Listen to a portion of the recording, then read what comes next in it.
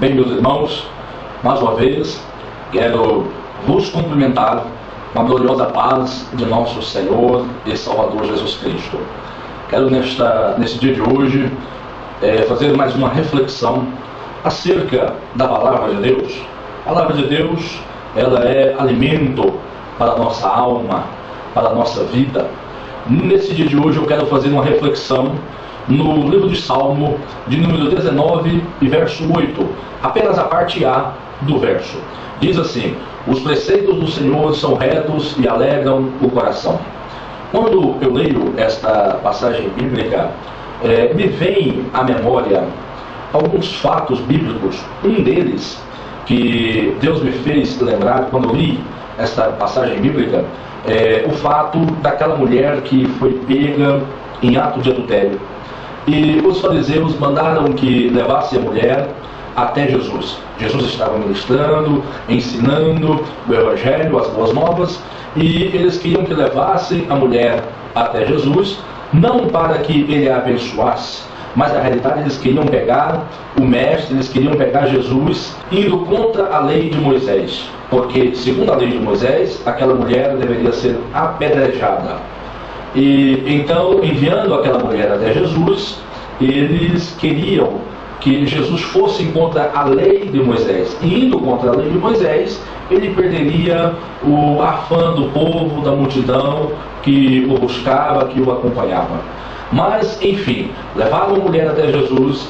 Jesus, nós sabemos da história, inspirado pelo Espírito de Deus, ele disse: quem não tem pecado, atire a primeira pedra. A multidão se dispersou e Jesus agora olha no olho daquela mulher e ele diz: mulher, ninguém te condenou, eu também não te condeno. Agora vai e não peques mais. Os irmãos observam que Jesus perdoa a mulher apanhada em ato de adultério. E ele despede-a em paz, mas com uma condição. Ele disse: vai e não peques mais. Irmãos, Jesus ofereceu àquela mulher o que ele oferece a todos nós: arrependimento e fruto de arrependimento. Jesus não ofereceu para ela arrependimento e mais arrependimento. Ele não disse: olha, vai, eu te perdoo, peques, eu te perdoarei, amanhã você peque mais e daí por diante. Não, Jesus não ofereceu àquela mulher arrependimento, arrependimento e arrependimento. Pelo contrário, ele ofereceu àquela mulher arrependimento e fruto de arrependimento. Ele disse: vai e não peques mais. Cristo nos perdoa, porém temos que trilhar o caminho estreito, meus irmãos, da nova vida e abandonar a estrada de pecado. Não se iluda. O pecado parece doce ao paladar, mas na verdade, quando ele chega no estômago ele é mais amargo do que o fel. O pecado, ele parece atraente, apetitoso, mas o seu fim é a escravidão e a morte, meu irmão. O pecado, na realidade, não passa de uma fraude. E o seu autor, Satanás, não passa de um estelionatário. Ele doura a pílula do pecado e faz ele parecer atraente, apetitoso, mas por trás disso existe uma isca que nos atrairá para a morte. O pecado, na realidade, ele promete prazer, mas ele paga com tormento. Ele promete liberdade, mas ele escraviza o ser humano. Ele promete vida, mas na verdade ele mata, meu irmão. O prazer que o pecado proporciona, ele é momentâneo, porém o tormento que vem com ele, ele não tem pausa, ele é eterno. O pecado é uma farsa. Na realidade, o pecado deságua na solidão e depois produz a condenação eterna. O pecado é a maior fraude de todas as épocas. O pecado é a maior fraude de todos os tempos.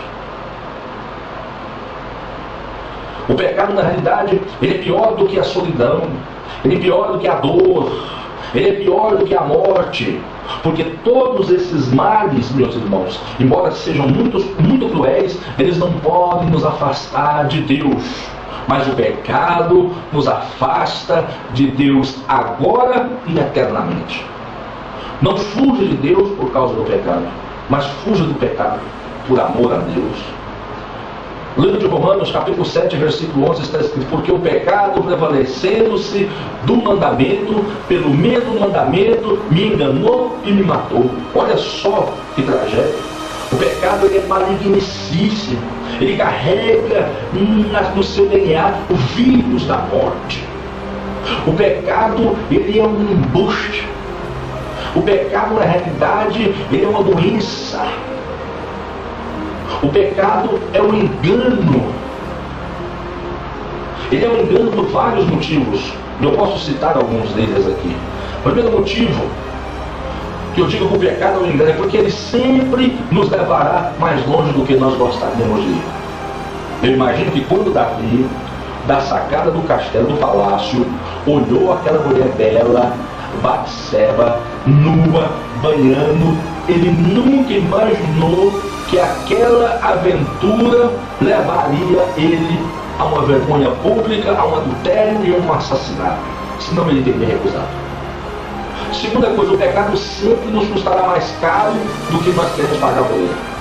Se Davi soubesse o preço que ele teria que pagar por causa do seu pecado com Batseba, com certeza ele teria fugido dele. Terceira questão, o pecado, ele sempre nos detém mais do que nós gostaríamos de ficar. Davi pensou que seu pecado com Batseba não passaria de uma tarde de prazer, de uma tarde ali, de coisas boas, de coisas que dão prazer à carne, porém o pecado escraviza, tortura e mata.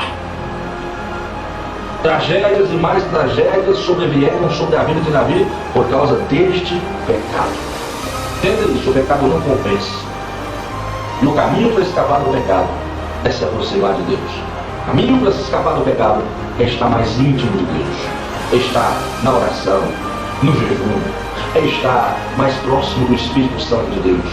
Em nome de Jesus, faça isso nesse dia de hoje.